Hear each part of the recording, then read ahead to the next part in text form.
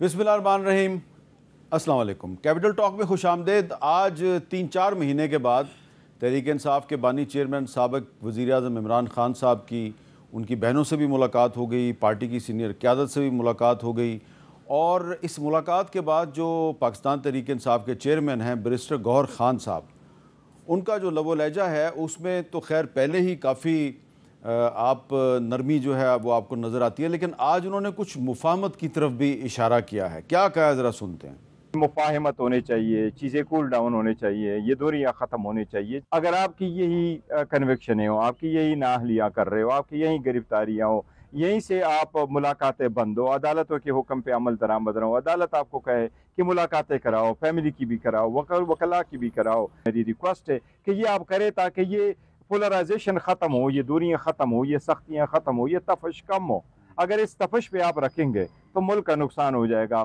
تو بیرسٹر گوہر صاحب جو ہیں وہ بار بار آج یہ کہتے رہے کہ دوریاں ختم ہونی چاہیے اور مفاہمت ہونی چاہیے، تو کیا اب تحریک انصاف اور حکومت کے درمیان ڈیڈ لاک ختم ہو گیا ہے اور مفاہمت کا ماحول سازگار ہو گیا ہے؟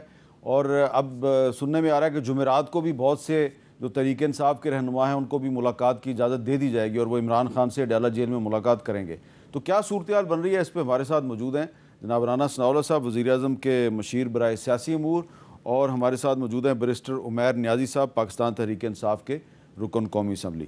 تو رانا ثناءاللہ صاحب، یہ 4 مہینے کے بعد ملاقات ہوئی ہے، تو آپ کیونکہ پنجاب مسلم لیگ نون کے صدر بھی ہیں، تو پنجاب حکومت چاہتی تو پہلے بھی ملاقات کی اجازت دے سکتی تھی، لیکن آج ملاقات کی اجازت دی گئی ہے، کوئی اس کی خاص وجہ ہے؟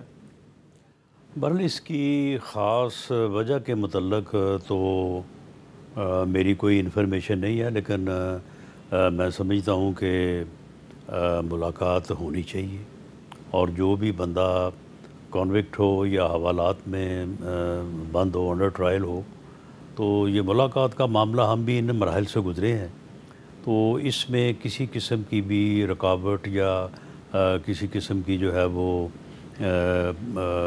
مشکل نہیں ہونی چاہیے۔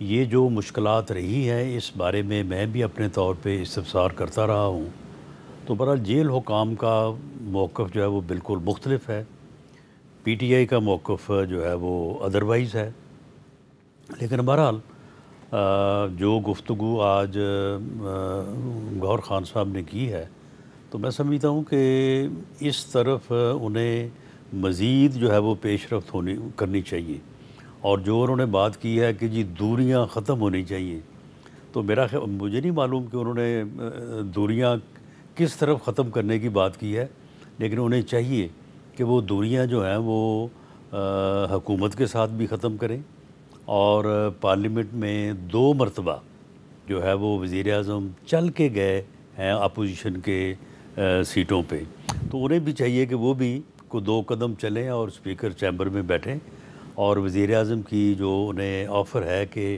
ہمیں بیٹھنا چاہیے، ہمیں گفتگو کرنی چاہیے، اور جو بھی ایشوز ہیں اس ملک کے وہ پارلیمنٹ سے متعلقہ ہے، حکومت سے متعلقہ ہے، اکانومی سے متعلقہ ہے، یا دیگر معاملات ہیں، ان کے اوپر بات ہونی چاہیے۔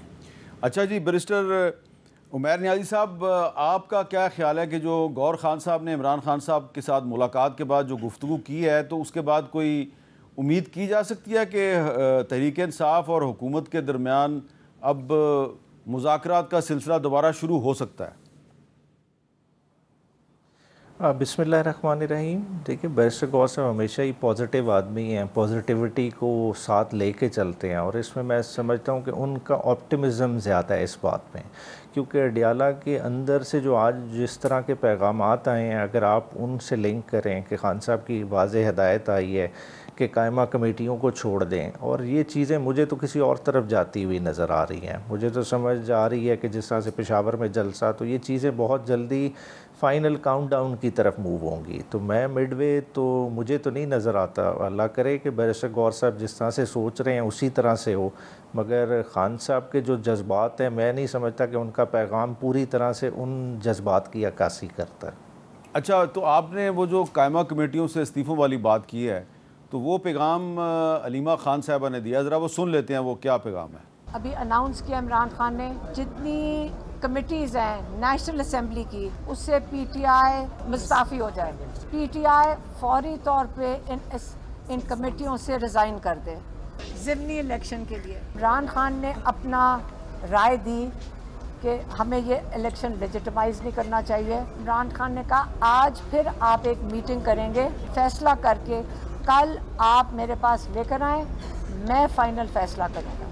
تو عمیر نیازی صاحب, آپ نے جو ذکر کیا کہ آپ کو معاملہ کسی اور طرف جاتا دکھائی دے رہا ہے, تو کیا آپ کا یہ خیال ہے کہ جو عمران خان صاحب نے کہا ہے کہ آپ جو قائمہ کمیٹیاں ہیں ان کی رکنیت سے استعفیٰ دے دیں, اور کچھ قائمہ کمیٹیوں کو تو سربراہان بھی ہیں تحریک انصاف کے, کچھ آپ کے جو ساتھی ہیں, کیا آپ یہ کہنا چاہ رہے ہیں کہ الٹیمیٹلی تمام جو ایم این ایز اور سینیٹرز ہیں ان کو کہا جا سکتا ہے کہ آپ پارلیمنٹ کی رکنیت سے بھی استعفیٰ دے دیں؟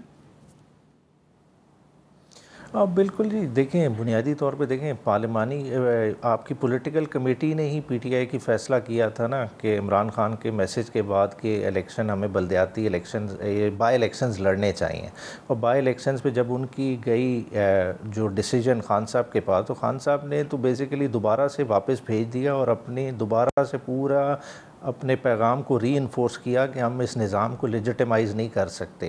اگر ہم بائی الیکشنز میں حصہ لیں گے تو ہم اس کا حصہ بن کے پورے سسٹم کو لیجیٹمائز کریں گے. تو میں سمجھتا ہوں کہ پولیٹیکل کمیٹی اب مطلب عقل مند کے لیے اشارہ ہی کافی ہے کہ خان صاحب کی پلس کس طرف ہے, اور وہ دن دور نہیں اگر اسی طرح نظام چلتے رہے جس طرح پے در پہ آ رہی ہیں ڈسکوالیفیکیشنز کہ نہ کوئی کیس ہے, نہ اس کا سر ہے, نہ پیر ہے, مگر کیونکہ بندے ایسوسیٹڈ ہیں عمران خان کے ساتھ انہیں پارلیمان میں بھی بیٹھنے نہیں دیا جا رہا. تو جب اس طرح کا فضا بنا دی جائے, اور عمران خان صاحب کو جو سب سے بڑا دکھ ہے جس بات کا کہ جو زیادہ بولتا ہے اسی کو ٹارگٹ کیا جاتا ہے, اسی کو ڈسکوالیفائی کیا جا رہا ہے, تو ان کی جگہ اگر سمم بکمن والے بندے دوبارہ ریپلیس کر کے ہم نے بھیج دینے تو کیا فائدہ ہے. تو اس سے بہتر یہی ہے کہ باہر رہ کے اپنی اسٹرگل لڑی جائے. تو میں سمجھتا ہوں کہ چیزیں اسی طرف جا رہی ہیں جس طرف آپ بھی سمجھ رہے ہیں. جی رانا ثناءاللہ صاحب, اگر یہ الٹیمیٹلی اسمبلیوں سے ہی مستعفی ہو جاتے ہیں جیسا کہ وہ پہلے بھی ہو چکے ہیں, کو پہلی دفعہ نہیں ہوں گے, تو آپ کو پھر کیا لگ رہا ہے؟ پھر سمپلی دیکھیں مفاہمت کی بات اگر وہ کریں تو بالکل اس کا بھی پازیٹیو ہمیں جواب دینا چاہیے, اور اگر وہ محاذ رائی پہ تلے ہوئے ہیں یا محاذ رائی پہ جائیں گے تو اس کا جواب تو پھر مقدمات کی صورت میں, مقدمات کے فیصلوں کی صورت میں آ رہا ہے, تو وہ پھر کنٹینیو کرے گا. معاملہ یہ ہے کہ اگر آپ نے نظام کو لیجیٹیمیٹ نہیں کرنا تو پھر آپ کو پہلے دن ہی پارلیمنٹ میں نہیں بیٹھنا چاہیے تھا. آپ پہلے دن ہی جو ہے وہ بائیکاٹ کرتے الیکشن کے بعد, اور پارلیمنٹ میں جو ہے وہ آپ نہ بیٹھتے. آپ کو کے پی کے میں گورنمنٹ بھی نہیں بنانی چاہیے.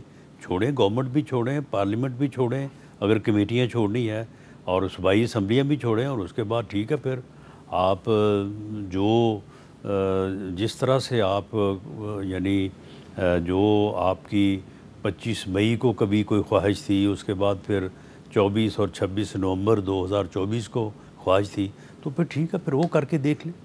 تو رانا صاحب آپ کو یاد ہے کہ انہوں نے قومی اسمبلی سے بھی استعفے دیے تھے, پھر بعد میں انہوں نے پنجاب اسمبلی اور کے پی کے اسمبلی کو بھی ڈیزالو کروا دیا تھا, تو وہ کر تو چکے ہیں پہلے, وہی کام وہ دوبارہ بھی کر سکتے ہیں. وہ کام اگر دوبارہ کریں گے تو پھر ایک دفعہ کرنے کے بعد تو پولیٹیکلی وہ الٹیمیٹلی کسی حد تک سروائیو کر گئے. اب اگر دوبارہ کریں گے نا تو یہ دوبارہ سروائیو بھی نہیں کر سکیں گے. یہ میری بات آج نوٹ کر لیں. آپ کا خیال ہے کہ بائی الیکشن ہو جائیں گے ہر جگہ پہ؟ بائی الیکشن اگر ریزائن کریں گے تو بائی الیکشن بھی ہو جائیں گے, اور دوسری بات یہ ہے کہ پھر دوبارہ تھرو ڈیموکریٹک یا اپنا ایک جمہوری طریقے سے جو ہے وہ پھر یہ دوسری جدوجہد کریں اور پھر اپنی قسمت آزمائی کریں, پھر دوبارہ اس راستے جو ہے یہ دوبارہ اپنے آپ کو پولیٹیکلی سروائیو نہیں کر سکیں گے. جی عمیر نیازی صاحب, آپ نے اس پہ سوچ بچار کی ہے کہ آپ لوگ پہلے بھی اسمبلیوں سے مستعفی ہوئے تھے, تو اگر آپ دوبارہ پھر یہی کام کرتے ہیں تو آپ کی پھر پولیٹیکل سروائیول جو ہے وہ خطرے میں پڑ جائے گی.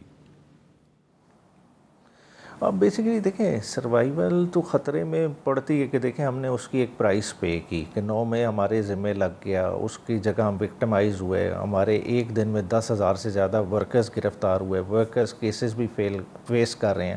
آج خان صاحب کی فیملی کی صورتحال دیکھیں، گنتی کے فرد ہیں جو باہر رہ گئے ہیں، باقی سارے جو ہے نا کیسز میں اندر بک کر لیے گئے ہیں، مگر کیا وہ اس ریزالو سے ایک انسان کو پیچھے اٹھا سکتے ہیں؟ بات ہے دیکھیں سسٹم کا حصہ تو تب بنے نا کہ سسٹم میں جب کوئی ویزیبل پروگریس لانے کی ہم پوزیشن میں ہوں۔ ایک قائمہ کمیٹی کی اگزامپل اٹھا لیں کہ ہیومن رائٹس کی کمیٹی صاحبزادہ حامد رضا کے پاس تھی، اس کی ایک میٹنگ بھی حکومت وقت نے آج تک نہیں ہونے دی، ٹھیک ہے، اس کا ایجنڈا تک جو ہے نا کینسل کر دیا جاتا تھا۔ جب اس طرح کی صورتحال ہو، آپ سمجھتے ہیں کہ کیا سسٹم چل رہا ہے؟ کیا ہم خالی اس پارلیمان میں انگوٹھا لگانے کے لیے بیٹھے ہوئے ہیں کہ یس کرتے رہیں؟ پارلیمان کا تقدس تو آپ کے سامنے، اسی پارلیمان سے MNAs اغوا ہو گئے، کسی کے جو ہے نا کچھ پرواہ ہی نہیں ہوئی کہ اتنا بڑا واقعہ ہو گیا، مگر بار بار ہم اور چیزوں کو زیادہ بڑی تشبیہ دیتے ہیں، مگر جو پارلیمان کی بے توقیری ہو رہی ہے اس کی طرف دیکھتے نہیں۔ بات ہے کہ پہلے بھی فیصلہ کیا تھا تو اس کی پولیٹیکل کاسٹ تو ہم نے کوئی نہیں پے کی نا۔ 8 فروری پھر بھی عمران خان کا ہی دن آج بھی گنا جاتا ہے، مطلب آپ کہہ لیں کہ وہ فیصلہ چلے بلنڈر ہوگا کسی کے زاویے سے کہ جی اپنی حکومتیں گرا لی، مگر الٹیمیٹلی عوام نے کس چیز کو رسپونڈ کیا؟ عوام نے عمران خان کے اس جرأت مندانہ فیصلے کو انڈورس کیا، اور میں سمجھتا ہوں کہ اس وقت جو جس پوائنٹ پہ ہمیں کھڑے ہیں یہ ڈیفائننگ مومنٹ ہے۔ دیکھیں PTI کی لیڈرشپ کو عمران خان کے پیچھے عمران خان کی سوچ کے ساتھ کھڑا ہونا پڑے گا، کیونکہ جو ورکرز ہیں، جو آپ کی پبلک ایٹ لارج ہے، وہ عمران خان کے ساتھ ہی کھڑی ہے، اور یہ واضح میسج پارٹی کیڈرز کو بھی، اور میں سمجھتا ہوں کہ یہ اب ہماری اپنی پولیٹیکل لیڈرشپ کی طرف سے بھی میسج اکراس دا بورڈ جانا چاہیے۔ لیکن عمیر نیازی صاحب یہ بتائیں نا کہ آپ کی گفتگو جو ہے اس سے مجھے تاثر مل رہا ہے کہ جو بیرسٹر گور خان صاحب نے بات کی ہے کہ جی مفاہمت ہونی چاہیے، دوریاں ختم ہونی چاہیے، ایسا لگ رہا ہے کہ آپ اس رائے سے اتفاق نہیں کرتے۔ تو اگر بیرسٹر گور صاحب بار بار یہ بات کر رہے ہیں تو اس کی کوئی نہ کوئی وجہ تو ہوگی۔ آپ یہ نہیں سمجھتے کہ اس پہ پارٹی کے اندر باقاعدہ ڈیبیٹ کی ضرورت ہے؟ نہیں بالکل، دیکھیں مفاہمت سے کوئی نہیں پیچھے ہٹ رہا، میں بھی اسی چیز کا داعی ہوں کہ مفاہمت ہونی چاہیے، مگر دیکھیں نا کہ کوئی میرے لیے آپ سپیس چھوڑیں گے تو مفاہمت کروں گا نا۔ مجھے آپ شاہریز خان کی اگزامپل لے لیں، شاہریز کو آپ نے جو ہے نا 9 مئی کے مشورے میں ڈالا ہے، کس طرح سے ڈالا ہے ساری دنیا کو پتہ ہے، وہ آج تک کسی کیس میں ہی نہیں تھا، ضمنیوں کو جو ہے نا انٹرپولیٹ کر کے آپ ایک نام ایڈ کر دیتے ہیں، تو آپ کیا مفاہمت کا رستہ چھوڑیں؟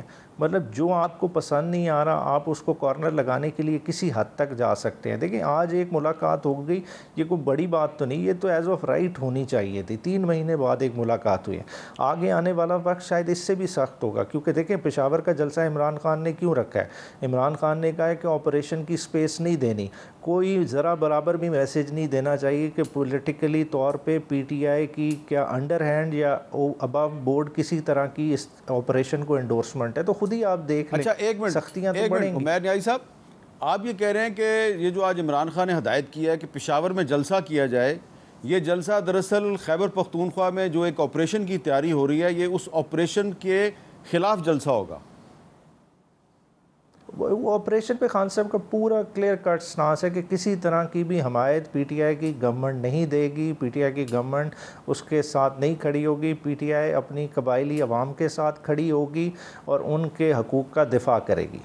جی رانا ثناءاللہ صاحب، یہ تو معاملہ جو ہے یہ دوسری طرف جا رہا ہے۔ نہیں دیکھیں، یہ فیصلہ تو انہوں نے کرنا ہے، یہ سمجھتے ہیں کہ عوام جو ہیں وہ ان کے ساتھ کھڑے ہیں، عوام اگر ان کے ساتھ کھڑے ہیں تو وہ الیکشن میں کھڑے ہیں، ووٹ کے پروسیس میں کھڑے ہیں، وہ 9 مئی کے ساتھ نہیں کھڑے، وہ 25 مئی کو جب یہ گھراؤ کرنے آئے تھے اسلام آباد کو اس وقت ساتھ نہیں کھڑے تھے، وہ 24 نومبر کو بھی ان کے ساتھ نہیں تھے، 26 نومبر کو بھی ان کے ساتھ نہیں تھے۔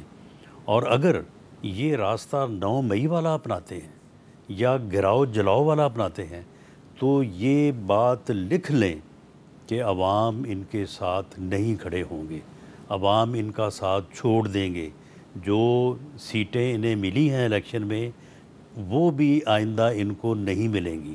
جب ووٹ کا راستہ، الیکشن کا راستہ، جمہوریت کا راستہ یہ چھوڑ دیں گے تو پھر عوام جو ہیں وہ ان کے ساتھ اس راستے پہ جو کہ 9 مئی کا راستہ ہے ان کے ساتھ نہیں چلیں گے، وہ پھر ان کے خلاف چلیں گے۔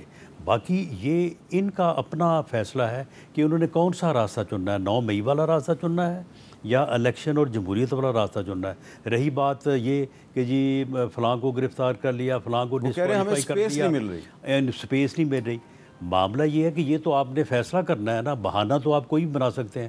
کیا ہمارے جب میرے خلاف انہوں نے جو ہے وہ ڈیتھ پینلٹی کا کیس ہیرون ڈالی تھی، مجھے گرفتار کیا تھا، اس کے 10 دن بعد شاہد خاقان عباسی کو گرفتار نہیں کیا تھا، اس کو اپنا اسماعیل مفتاح کو جو ہے وہ گرفتار نہیں کیا تھا، مریم نواز کو گرفتار نہیں کیا تھا، میاں نواز شریف جیل میں نہیں تھے، میاں شہباز شریف جیل میں نہیں تھے، 2 سال سے جو ہے وہ حمزہ شہباز شریف جیل میں نہیں تھے، خواجہ سعد رفیق جیل میں نہیں تھے، عمر قید جو ہے وہ حنیف عباسی کو نہیں ہوئی تھی، سلمان رفیق جو ہے وہ جیل میں نہیں تھے، کتنے لوگ تھے جیلوں میں، اس وقت انہوں نے ہمیں کون سی سپیس دی تھی؟ لیکن اس کے باوجود پلوامہ کا واقعہ ہوا، ہم جا کے 1.5 گھنٹہ جو ہے ان کا انتظار کرتے رہے کہ جی آئیں بیٹھیں، ملک کے لیے قوم کے لیے ہم آپ کے ساتھ بات کرنے کو تیار ہیں۔ یہ تو فیصلہ کرنا ہے نا کہ آپ نے کس راستے پہ چلنا ہے، یہ فیصلہ کر لیں کہ انہوں نے 9 مئی کے راستے پہ ہی چلنا ہے، تو پھر یہ جو سزائیں ان کو ہوئی ہیں، یہ سزائیں آج اگر عوام کی نظر میں یہ سمجھتے ہیں کہ وہ جسٹیفائی نہیں، یہ عوام کی نظر میں بھی جسٹیفائی ہو جائیں گی، عدالتوں سے تو جسٹیفائی ہونا عوام کی نظر سے بھی ہو جائیں گی۔ تو یہ تو انہوں نے جو ہے وہ ایک طرف فتنہ، فساد، گراؤ جلاؤ کا راستہ ہے، دوسری طرف جمہوریت، الیکشن، ووٹ کا راستہ ہے۔ یہ جس کا یہ انہوں نے انتخاب کرنا ہے یہ کر لیں۔ ویسے میں تو آپ کو پتہ ہے کہ پی ڈی ایم کے دور میں بھی میں یہ بات کہتا رہا ہوں کہ عمران خان صاحب جو ہیں وہ اس ملک کو کسی حادثے سے دوچار کریں گے۔ انہوں نے 9 مئی کو اپنی پارٹی کو حادثے سے دوچار کیا، اب ان کی اگر یہی کوشش ہے تو اب انشاءاللہ تعالیٰ وہ اس طاقت میں نہیں ہے کہ وہ اس قوم کو حادثے سے دوچار کریں، وہ اپنے آپ کو، اپنی جماعت کو ضرور کسی اور حادثے سے دوچار کریں۔ اچھا بیرسٹر عمیر نیازی صاحب، ذرا تھوڑی سی آپ اس کی وضاحت کریں گے کہ آپ 9 مئی کے راستے پہ چلنا چاہتے ہیں یا آپ جمہوریت اور الیکشن کے راستے پہ چلنا چاہتے ہیں؟ اور پچھلے ہم نے دیکھا ہے کہ 5-6 مہینے میں عمران خان صاحب نے بہت سے فیصلے جو ہیں وہ اندر سے بھیجے پارٹی کو کہ جی آپ بجٹ منظور نہ کریں، صوبائی اسمبلی کو کہا بجٹ منظور نہ کریں، بجٹ پھر بھی منظور ہو گیا، پھر انہوں نے کہا جی کہ آپ ضمنی الیکشن میں حصہ نہ لیں، لیکن کل تحریک انصاف نے اپنے ضمنی الیکشن کے لیے امیدوار بھی اناؤنس کر دیے ہیں، اور بھی بہت سی مثالیں ہیں۔ تو اور پھر تحریک چلانے کا بھی 2-3 دفعہ اعلان کیا، علی مین گنڈا پور صاحب نے تحریک بھی نہیں چل سکی۔ تو پھر آپ کو اتنا اعتماد کس بات پہ ہے کہ آپ ایجیٹیشن یا سڑکوں پہ لوگوں کو لا کے تو اپنے مقاصد کے حصول میں کامیاب ہو سکیں گے؟ اچھا جی، جہاں تک ہے نا 9 مئی کا راستہ کبھی بھی کسی پولیٹیکل پارٹی کا راستہ نہیں ہوتا۔ دیکھیں پاسٹ میں بھی اسی طرح سے جو ہے نا پولیٹیکل پارٹیز کو سائیڈ پہ لگانے کے لیے اس طرح کے حربے استعمال ہوتے رہے۔ دیکھیں مشورے کی بنیاد پہ ایک بنایا گیا کہ کوئی خان صاحب نے کانسپریسی کھڑی، دیکھیں بہت دفعہ اس چیز پہ بات ہو چکی کہ کس طرح سے اشتعال دلایا گیا، کس طرح سے 9 مئی ہوا، بلیک سوان ایونٹ۔ دیکھیں تھوڑا سا پاس میں چلے جائیں، ذوالفقار علی بھٹو کو آپ نے 109 کے چکر میں جو ہے نا تختہ دار پہ لٹکا دیا، تب بھی ہم نے ہوش کے ناخن نہیں لیے۔ اس کے بعد طیارہ سازش کیس ہوا، ٹھیک ہے، نواز شریف پہ جرم کیا تھا، 109 کا تھا، آج پھر وہی 109 استعمال کیا جا رہا ہے پوری پی ٹی آئی کو جو ہے نا دیوار کے ساتھ لگانے کے لیے۔ مطلب کسی کا تک بنتی ہے کہ 109 کا رول بنتا ہے، پولیٹیکل جماعت میں کوئی اس طرح کا سوچ سکتا ہے؟ کسی کی ایسی سوچ ہو سکتی ہے، اینٹی پاکستان سوچ ہو سکتی ہے؟ مطلب کسی کی بھی نہیں ہے۔ بات ہے بار بار بلیٹنٹلی کہا جا رہا ہے آپ انکوائر کرا لیں، اور میں آج آپ کے فورم سے بھی کہتا ہوں، دیکھیں اگر 109 میں اگر پی ٹی آئی کا کسی طرح سے لنک ہے تو پھر پی ٹی آئی کو آپ معافی تلافی کی بات کرتے ہیں، پھر پی ٹی آئی کو سیاست کی بھی اجازت نہیں ہونی چاہیے۔ اس طرح کی سوچ نہ پہلے پی ٹی آئی میں کبھی تھی نہ اب ہوگی، اور آپ خود دیکھیں پی ٹی آئی کی پازیٹیوٹی ہے تو عوام کے دل میں ریزونیٹ کر رہی ہے۔ دیکھیں 8 فروری آنورڈز آپ دیکھ لیں، اتنی مشکلات کے باوجود کیا پی ٹی آئی کا ووٹ بینک ٹوٹا؟ کیا P T I Imran Khan کا آپ لنک کو ختم کر سکے ہیں؟ آج بھی عوام میں اسی طرح ہے، کیونکہ دیکھیں عمران خان نے اس وقت عوام کی پلس پہ ہاتھ رکھی ہوئی ہے. دیکھیں پبلک ایٹ لارج کو یہ ریلیف دینے میں ناکام رہے ہیں. دیکھیں چھوٹے چھوٹے واقعات ہوتے ہیں جو پبلک کے آپ اٹھا کے دیکھیں گے وہ پبلک کی پلس کو ڈیفائن کر دیتے ہیں. اگر چلان کاٹنے پہ ایک بندہ 11,000 KVA کے کھمبے پہ چڑھ جاتا ہے تو وہ کیوں چڑھ جاتا ہے؟ بات ہے سوسائٹی کی فرسٹریشن. دیکھیں لوگ کدھر کھڑے ہیں. ایک پھل خریدنے والا 2 بندوں کو بلے سے مار دیتا ہے اپنے ہی کسٹمرز کو. سوسائٹی میں کیا ہو رہا ہے؟ آن دا ادر ہینڈ حکومت کیا کر رہی ہے؟ وہ 150 بلین روپے کے جو ہے نا ٹرپ جاپان میں کر کے آ جاتی ہے جس کا حاصل وصول 0 ہوتا ہے. 26 دن میں 405 ارب روپے کی خالی صوبہ پنجاب بورونگ کر لیتا ہے. کس کے ایکسپینس پہ؟ دیکھیں اس سسٹم جو بنا ہوا ہے اس کا بینیفیشری عام عوام نہیں ہے. جب عام عوام بینیفیشری نہیں ہوگی وہ کس کی طرف دیکھے گی؟ لیکن میرا سوال یہ ہے اس کی طرف جو اس عوام کی بات کرے. میرا سوال یہ ہے کہ اگر مان لی جائے آپ کی بات کہ اس سسٹم کی بینیفیشری عوام نہیں ہے تو جب آپ کال دیتے ہیں کہ جی حکومت کے خلاف سڑکوں پہ نکلو، جیسا کہ ہم نے دیکھا ہے کہ 2-3 دفعہ کال دی گئی ہے، تو لوگ کیوں نہیں سڑکوں پہ نظر آتے؟ اور اب بھی آپ نے اگر جلسہ اناؤنس کیا ہے تو پشاور میں اناؤنس کیا آپ نے نہ لاہور میں اناؤنس کیا ہے نہ اسلام آباد میں اناؤنس کیا ہے. تو پشاور میں تو آپ کی حکومت ہے، وہاں تو آپ جلسہ کر لیں گے، لیکن کیا پشاور میں جلسہ کرنے سے اسلام آباد میں حکومت تبدیل ہو جائے گی؟ دیکھیں ابھی ایشو بھی تو آپریشن کا کس جگہ پہ ہے؟ آپریشن کا KPK میں، اور وہ آپ کی بات بالکل درست ہے کہ عوام جس طرح کے بڑے نعرے لگائے جائیں اس کی کراسپونڈنگ عوام بھی نظر آنی چاہیے. دیکھیں یہ ایک تحریک ہے اور یہ ببل کسی جگہ سے بھی برسٹ ہوگا. جس دن یہ برسٹ ہوگا کسی کو پتہ بھی نہیں چلے گا کہ لوگ کس طرح سے کدھر سے نکل آئے. دیکھیں جب یہ لوئرز موومنٹ والی مارچ شروع ہوئی تھی نا تو کسی کو بھی امید نہیں تھی کہ بندے کس طرح سے نکلیں گے. آپ GPO چوک آپ سارے خود کور کرتے رہے. آپ خود دیکھ لیں جس وقت ماڈل ٹاؤن سے قافلہ نکلنا شروع ہوا پتہ بھی نہیں چلا کہ لوگ کدھر سے نکل آئے اور گجرانوالہ تک کتنا بڑا قافلہ بن گیا تھا. ایشو پہ لوگ اکٹھے ہو جاتے ہیں. اس وقت عوامی ایشوز بہت زیادہ ہیں. عوام کو کسی ایک پوائنٹ پہ اکٹھے ہوتے منٹ بھی نہیں لگیں گے، بس خالی دیر ہے کہ رائٹ مومنٹ پہ لوگوں نے نکلنا ہے. اچھا عوام تو اکٹھے ہو ہی جاتے ہیں، لیکن ایک مسئلہ یہ ہے کہ آج کل پولیٹیکل پارٹیز کے اندر جو لیڈرشپ ہے وہ کسی ایک پوائنٹ پہ اکٹھی ہوتی ہوئی نظر نہیں آتی. ہم مزید گفتگو کرتے ہیں ایک وقفے کے بعد.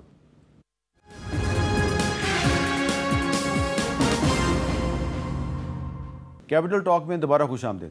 رانا سنوالہ صاحب، یہ جو 9 مئی کے مقدمات میں جو سزائیں دی گئی ہیں تو تحریک انصاف کے بہت سے جو رہنما ہیں ان کا یہ موقف ہے جی کہ جس طریقے سے ہمیں سزائیں دی جا رہی ہیں ہماری سپیس ختم ہو گئی ہے. جیسا کہ قومی اسمبلی میں اپوزیشن لیڈر تھے عمر ایوب صاحب، سزا ہوئی ڈسکوالیفائی. سینٹ میں اپوزیشن لیڈر تھے شبلی فراز، سزا ہوئی ڈسکوالیفائی. تو اب عمران خان صاحب کہہ رہے ہیں جی کہ محمود خان اچکزئی کو بنائیں آپ اپوزیشن لیڈر قومی اسمبلی میں، کیونکہ اس پہ 9 مئی کا کوئی کیس نہیں ہے. تو اگر محمود خان اچکزئی صاحب اپوزیشن لیڈر بن جاتے ہیں تو اس پر بھی آپ اعتراض کریں گے؟ نہیں، ہمیں تو اعتراض نہیں ہوگا. جو لوگ اپوزیشن میں بیٹھے ہیں ممبرز، وہ جس کو بھی چاہیں اپنا لیڈر جو ہے وہ نامزد کر کے اسپیکر صاحب کو بھیج سکتے ہیں.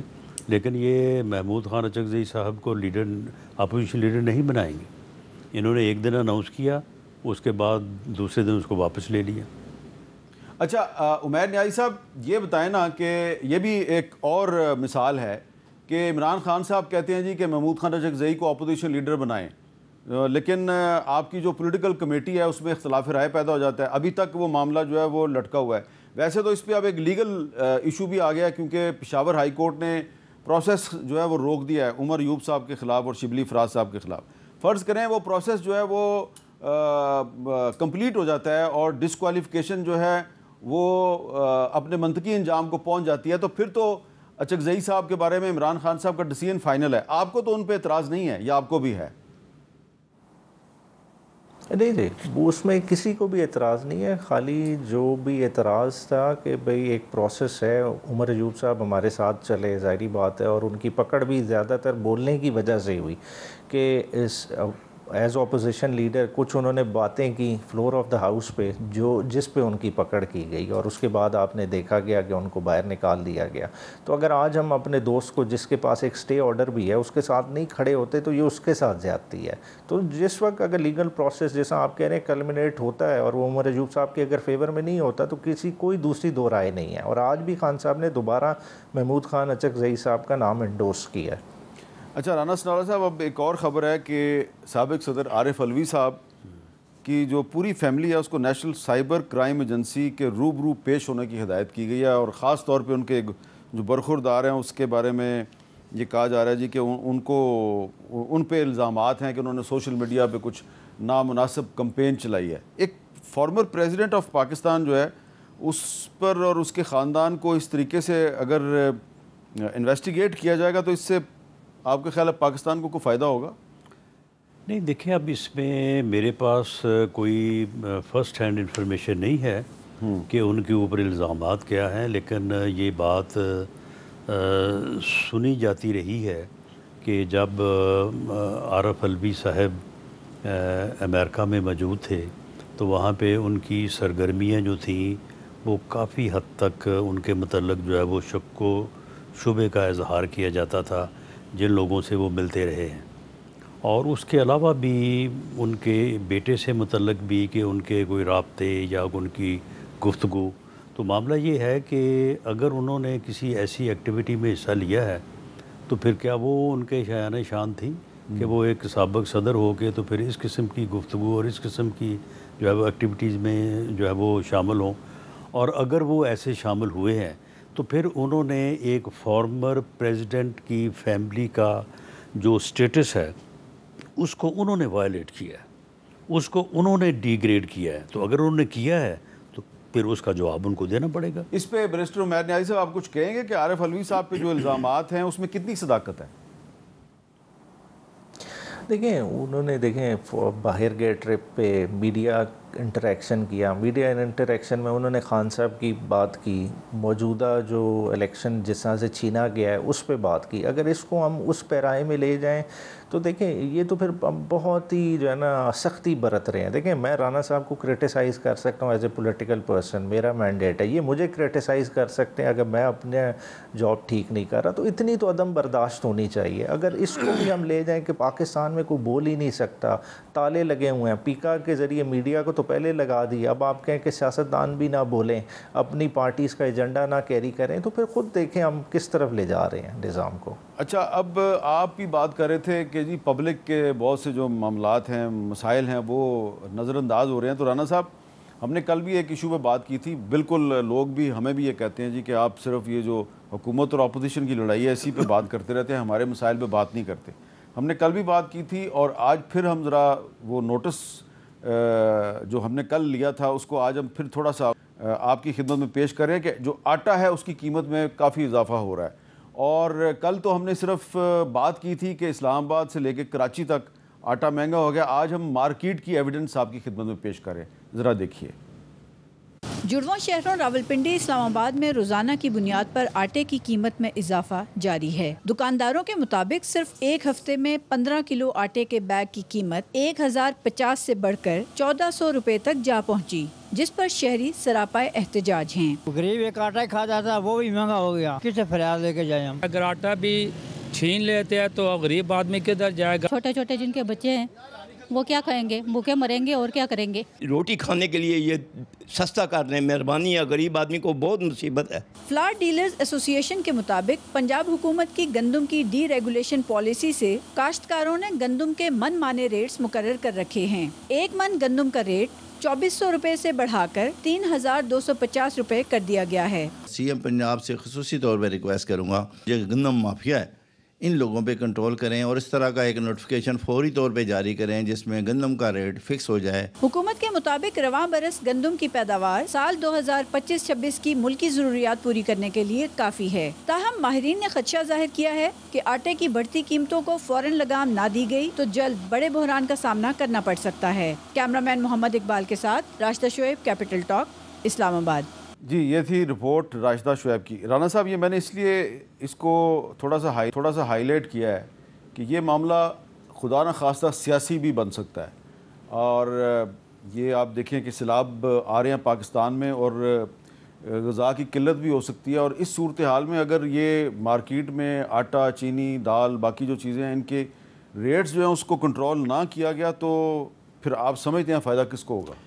نہیں دیکھیں، بات یہ ہے کہ حکومت کو تمام طبقات کا خیال رکھنا چاہیے. جو کسان ہے وہ بھی کوئی امیر آدمی نہیں ہے.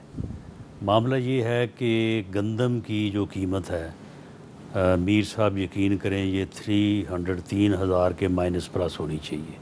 یہ 3100 ہو جائے 2800 2100 میں کسان کو جو ہے وہ کچھ نہیں بچتا. بالکل ٹھیک ہے.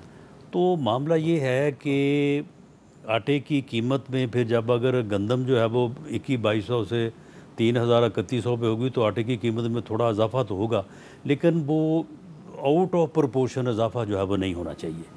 تو معاملہ یہ ہے کہ جہاں پہ غریب آدمی جو ہے اس کو آٹے کی مہنگائی جو ہے وہ اس کو جو ہے وہ اٹیک کرتی ہے یا اس کو گراں گزرتی ہے، تو کسان بھی غریب آدمی ہے. گندم کی بھی قیمت جو ہے نا وہ 2100-2200 جو ہے نا وہ کوئی قیمت نہیں ہے. اس کو اپنی لاگت بھی جو ہے وہ اس کی پوری نہیں ہوئی.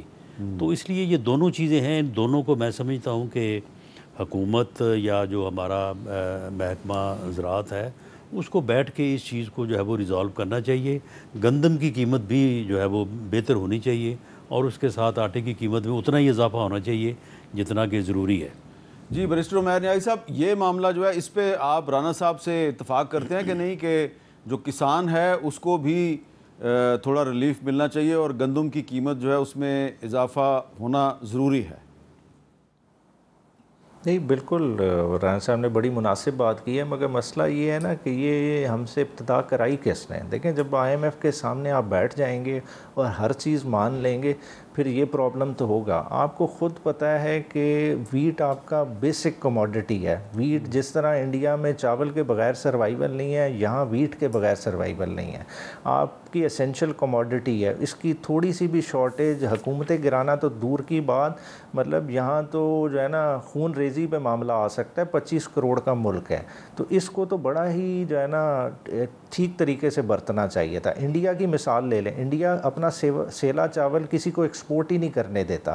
باسمتی آپ جتنا مرضی ایکسپورٹ کریں، سیلا خریدتا کون ہے؟ حکومت خریدتی ہے. جب ایکسیس ہوتی ہے تو وہ خود ایکسپورٹ کرتے ہیں. یہاں ہم نے کیا کیا ہے کہ ہم نے کہا کہ حکومت نے خریدنی نہیں ہے. اب کیا ہوا کہ کسان سے تو یہ گندم نکل گئی، اب مڈل مین کما رہا ہے. اب مڈل مین کا آپ جتنا مرضی فائدہ کرا لیں، ان کے گودام بھرے ہوئے ہیں، اب آپ انہیں روک بھی نہیں سکتے کیونکہ آپ نے سپورٹ پرائس بھی نہیں رکھی. مگر جو کسان نے جس کی جیب سے جو ہے نا آپ خود 2200 ارب روپیہ ان 2 سیزنز میں چلا گیا ہے، اس غریب کسان کا آپ کس طرح سے اسے دوبارہ پیروں پہ کھڑا کریں گے؟ یہ سب سے بڑا سوال ہے. چلیں، اچھی بات یہ ہے کہ اس معاملے میں رانا ثناءاللہ اور بیرسٹر عمیر نیازی صاحب کے خیالات میں کافی حد تک اتفاق رائے پایا جاتا ہے. کم از کم یہ دونوں جو ہیں یہ پاکستان کا جو کسان ہے اس کے مفاد کی بات کر رہے ہیں اور ان کا خیال ہے کہ کسان کو بھی کچھ فائدہ ملنا چاہیے.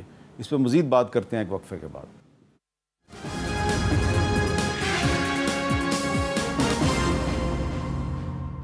کیپٹل ٹاک میں خوش آمدید. رانا ثناءاللہ صاحب، یہ جو ہم وقفے سے پہلے بات کر رہے تھے کہ آٹا مہنگا ہو رہا ہے اور جو کسان ہے اس کو گندم کا مناسب ریٹ ملنا چاہیے، لیکن میں نے اشارہ کیا کہ یہ جو انڈیا جو ہے پانی چھوڑ رہا ہے آج کل دریاؤں میں اور راوی میں، چناب میں، ستلج میں پانی جو ہے وہ بڑھتا جا رہا ہے اور فصلیں تباہ ہو رہی ہیں، تو کچھ عرصے کے بعد آپ کو خطرہ نظر نہیں آ رہا کہ اتنی بڑی تعداد میں ہماری فصلیں بھی تباہ ہو رہی ہیں تو غذائی قلت جو ہے اس کا بحران جو ہے وہ سامنے کھڑا نظر آ رہا ہے؟ دیکھیں یہ کلائمیٹ چینج کی وجہ سے یہ سارا ہو رہا ہے جس طرح سے ماہرین بتا رہے ہیں، اور یہ محسوس یا اندازہ یہ ہو رہا ہے کہ یہ اب ہر سال کا مسئلہ ہوگا. یہ اس سال جو پانی آیا ہے ہو سکتا ہے اگلے سال اس سے زیادہ یا کم از کم اتنا ضرور آئے. اس کا ایک ہی حل ہے کہ آپ جو ہے وہ ریزروائر بنائیں تاکہ جب پانی زیادہ ہو آپ اس کو روک لیں، محفوظ کر لیں، سیلاب سے بھی بچ جائیں گے اور اس کے بعد جب ضرورت ہو تو اس پانی کو استعمال کریں اور آپ پانی کی شارٹیج سے بھی. تو پانی کے نئے ذخائر کی زیادہ ضرورت ہے یا نئے صوبے بنانے کی ہمیں زیادہ ضرورت ہے؟ جی میں سمجھتا ہوں کہ پانی کے ریزروائر بنانے کی زیادہ ضرورت ہے. ہمیں ستلج پہ بھی بنانا چاہیے اور اس کے بعد چناب پہ تو بہت زیادہ ضروری ہے. راوی کا بھی اس وقت جو صورت حال ہے اس کے اوپر بھی ہمیں جو ہے وہ ایسے ریزروائر بنانے چاہیے کہ سیلاب میں بھی کمی آ جائے اور اس کے بعد جو ہے وہ پانی کی شارٹیج کو بھی جو ہے وہ قابو پایا جا سکے. جی عمیر نیازی صاحب، اس پہ آپ کا کیا خیال ہے اس معاملے پہ کہ ہمیں پانی کے نئے ذخائر جو ہیں یعنی کہ نئے ڈیم، چھوٹے ڈیم ان کی طرف توجہ دینی چاہیے، یا آج کل کچھ لوگ کہہ رہے ہیں جی اگر آپ کچھ 14-15 نئے صوبے بنا دیں تو بڑے مسئلے حل ہو جائیں گے؟ دیکھیں، صوبے کا تو خیر بنانے کا آئیڈیا اچھا ہے مگر اس کا ٹائم نہیں ہے. بات ہے کہ پارلیمان کی لیجیٹیمیسی نہ ہو، اس سے آپ اس طرح کی لیجسلیشن کرائیں گے، اس کے مسئلے بنیں گے. اور دوسرا سب سے بڑا مسئلہ، آپ ابھی کیش سٹاف ہیں، آپ کے پاس پیسے ہی نہیں ہیں. نئے صوبے بنائیں گے، ان کے سیکریٹریٹ کھڑے کرنے، بنیادی انفراسٹرکچر کھڑا کرنا، وہ وائبل ہی نہیں ہوگا.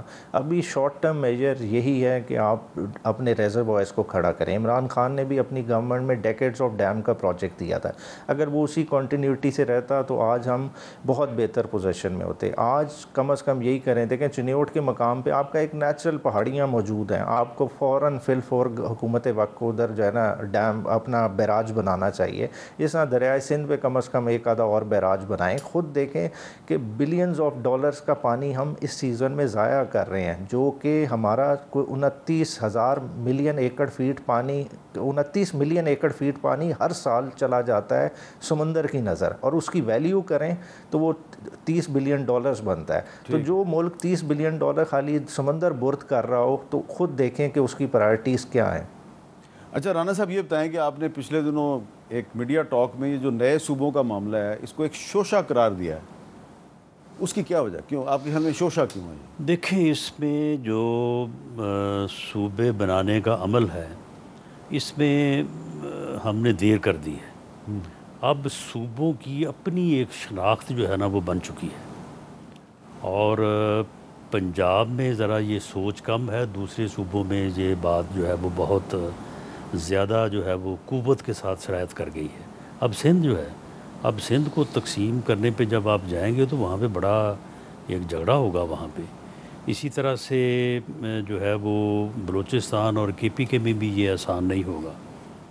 تو اس لیے یہ بالکل عمیر نیازی صاحب نے بات درست کیا کہ یہ وقت بھی نہیں ہے. اور دوسرا یہ ہے کہ میری یہ رائے ہے کہ ہمیں بلدیاتی نظام کو مضبوط کرنا چاہیے، اور بلدیاتی نظام کو اتنا مضبوط کر دینا چاہیے کہ ڈسٹرکٹ اور ڈویژن لیول کے اوپر لوگوں کے مسئلے حل ہوں. اب معاملہ تو یہ ہے نا کہ صوبے بڑے ہیں اور لوگوں کے جو ہے وہ مسائل جو ہے وہ روزمرہ کے معاملات کے لیے جو ہے وہ ان کو صوبائی دارالحکومتوں میں آنا پڑتا ہے. تو آپ بلدیاتی نظام دیں، ایک بڑا مربوط اور منظم نظام دیں، اور ڈسٹرکٹ اور ڈویژن لیول کے اوپر جو ہے وہ عام اگر ملتان کا جو میئر ہے یا ملتان کی جو بلدیہ ہے اس کو آپ بااختیار کر دیں، بہاولپور کو بااختیار کر دیں، حیدرآباد، سکھر، اسی طرح آپ صوبوں کی ڈیمانڈ ہی نہیں رہے گی، ہے نا؟ بالکل. عمیر نیازی صاحب، آپ کا کیا خیال ہے اس بارے میں؟ دیکھیں جہاں صاحب نے جیسا پن پوائنٹ کیا، دیکھیں لوکل گورنمنٹ تو بیک بون ہے، مگر بات یہ ہے کہ ہم سیاستدان اپنی لالچ میں وہ اختیار چھوڑتے نہیں ہیں. اگر آج ہم لالچ وہ چھوڑ دیں، ہم یہ اختیار نیچے دے دیں، نہ صرف بہتر طرح سے ضلع مینیج ہوں گے، ہماری ریونیو کلیکشن بہت زیادہ بڑھ جائے گی، اور ساتھ ہی ساتھ جو سیاستدان بار بار زیر عتاب آتے ہیں وہ بھی نہیں آئیں گے. بات ہے ہماری ریلیونس تھوڑی کم ہوگی جب لیجسلیٹر کو دیکھا جائے گا کہ اس کا کام لیجسلیشن ہے، اس کا کام سڑکیں بنانا نہیں ہے، تو بہت سارے مسائل سے بچ جائے گا سیاستدان بھی. واہ، دیکھیں جی، میں ناظرین آپ نے ایک چیز نوٹس کیا ہے کہ جب ہم عوامی مسائل پہ بات کرتے ہیں تو رانا ثناء اللہ اور عمیر نیازی صاحب کے جو خیالات ہیں اس میں آپ کو 90% سے بھی زیادہ آپ کو یکسانیت نظر آتی ہے، اتفاق رائے نظر آتا ہے. لیکن جب ہم بات صرف ان کے سیاسی اختلاف کی کریں گے تو ظاہری بات ہے وہ اپنی اپنی پوزیشن پہ ڈٹے رہیں گے.